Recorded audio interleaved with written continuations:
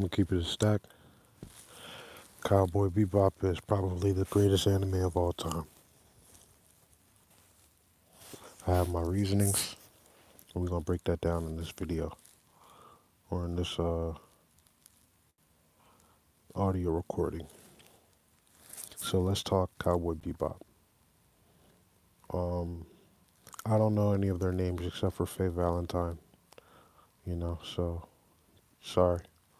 But the main bull, the bull in the picture on the head, not the header, what's the shit called? The thumbnail. The white boy, that guy, right?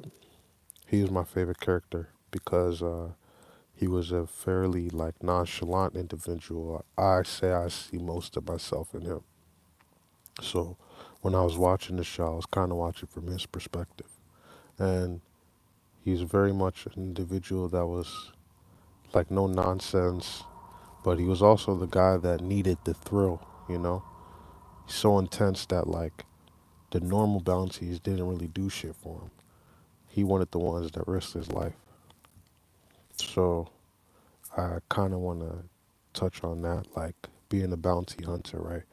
What that metaphor did for me for the film, like when I was watching it, like, and I grew up as an individual that used to like, I didn't really care for animes. I kind of made fun of people that watched it, and then I ended up, just locking in with myself, and I started watching anime, and I just realized like it does a lot for your imagination, if that makes sense. So it's kind of like something else that you can pull from when you're, using, whatever it is that you may be using for your day-to-day experiences. So anyway, these guys, the way I perceived the show was that they were all like hunting for survival, but at the same time they were kind of hunting for their life experiences. Like they needed the experiences that they were going through in order to like give them meaning. Because yeah, it was about the food and shit like that. Like they had to survive, but they could have easily just like found like a planet and like just finessed on the planet. They would always end up going back into space, back into the abyss or the void of like the unknown. So I used to think about that. I'd be like, damn, these guys are like going into these cities and making quick money. They could just stay in that city or planet and like keep like going off of that. Cause you did it once, you could replicate it. And you got like a consistent environment. But one thing that I learned about that show is that their environment, they didn't want it to be consistent. For them, I think that they all thrived off of the unpredictability of being in space and just drifting towards their next play. So why am I bringing that up? Pepsi Cola, what's up with you? How you doing? Very consistent, and I appreciate it. Thank you for always showing up to the live. So anyway, these guys like Faye and even the hacker girl, like the shorty that was she was wild too, the one with the dog. Like they all had their own strengths, and this is cool, right? Because for me, I have a lot of respect for that, like space vibe and all that.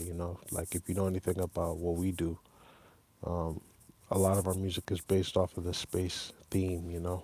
This is before we even watched, or me, before I seen Cowboy Bebop.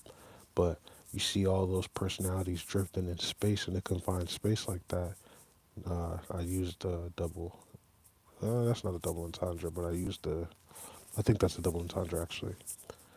But anyway, you're in a spaceship in a confined space, and there's a lot of different personalities that you have to adapt to. You can't just have it your way. It's not Burger King. Ain't no Burger King on the jump. You know what I'm saying? Y'all cracking some eggs, if anything. Well, like some rice. Yeah. I was also 22 years old when I realized rice is a struggle meal. Or not struggle, but they say rice is a poor man's meal. It's crazy. I grew up eating rice my whole life, so I can't see it as a poor man's meal. That shit was jumping. But I have been poor my whole life, so touche. But anyway, the bounty hunting that I'm talking about, that I want to like refer for our lives, like Maybe you need to see it like that. Maybe you need to see it as the experiences that we go through on the day to day are just different bounties that we either cash in on or pass up, right? You can see, you know, a situation or circumstance, and it can play out in front of you, and you get to decide whether you're gonna put your energy to make that chase or if you're gonna just let that one go by. And I encourage you to see it, if not like that, similar to that, because in life we all kind of are bounty hunters, at least in the Western world. I'm in America right now. Our status is kind of what we go off of over here in the U.S., which is a good thing. And but because of that, it's kind of a dog eat dog world. Like, you kind of have to be put and placed into situations where you have to make a decision if you're gonna go in for a kill or if you're gonna just let it rock. So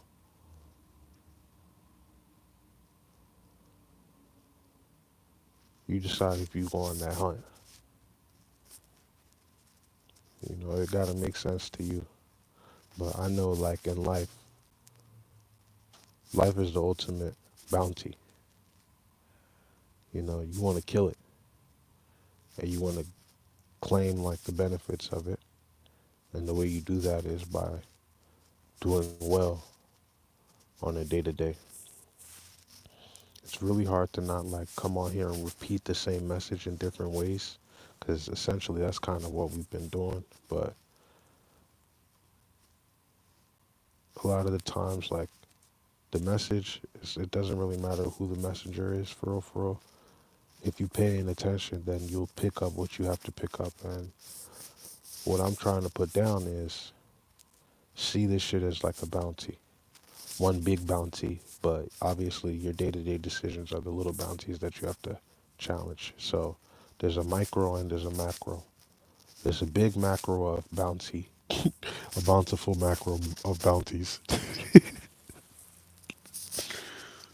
And then, yeah, let me see these comments. One comment. Okay.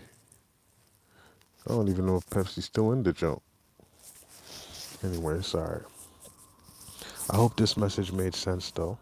Um, it's probably not going to be a long one. I'm not going to lie, but I was thinking about Cowboy Bebop. I was trying to watch it, but my Crunchyroll playing games with me right now. It's like, oh, can't load the server. So, I just decided to kind of reflect on it. This isn't like the one yesterday. I kind of broke down Hajime no Ippo. This one, I didn't really break it down. I kind of just like talked about the what I got from it. But yeah, Faye Valentine, she's also one of my favorite characters just because like she just did what she was supposed to do that whole show. She was just playing like her role, bruh. And I appreciate how she played it. I liked her a lot. I liked the nigga with the bionic arm too. Busky boy, he cool. And then I also liked the hacker. She was the funniest character, I say, with the dog.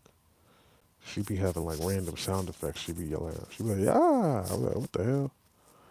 But it was a good show. It was a good show. By the way, the first villain that they tried to go after was this nigga named Hakeem.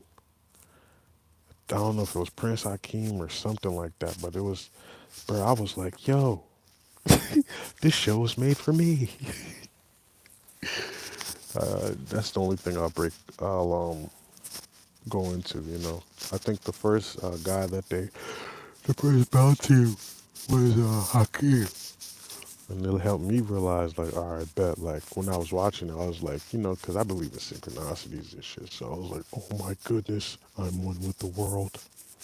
It's funny, though, because sometimes you just be looking for synchronicities out of nothing. Like, it's not a synchronicity at all, but you just want it to be, so you say it. You know what I mean? Anyway, this has been your boy Kimu. I'm about to be off this show. Thank you guys for listening. See ya.